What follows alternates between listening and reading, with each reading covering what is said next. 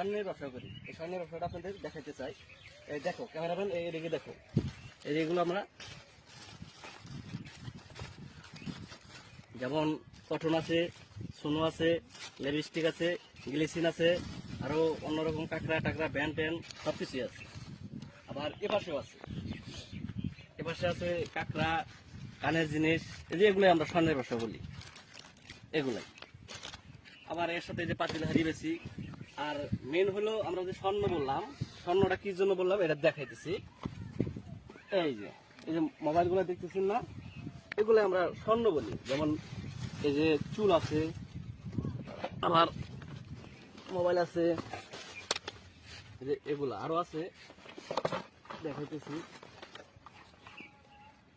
এই যে এগুলা আমরা স্বর্ণ বললাম কি জন্য, এগুলোর মধ্যে অনেক টাকা। যেমন এই যে একটা ভোট পাইছি ভিভো, এই যে এই সেটটা নর্মালি আমরা 1000-1200 টাকা বিক্রি করতে পারবো। এই যে যেমন 100 গ্রাম চুল পাইছি, আল্লাহর রহমতে এটা 1300 টাকা বেচতে পারবো।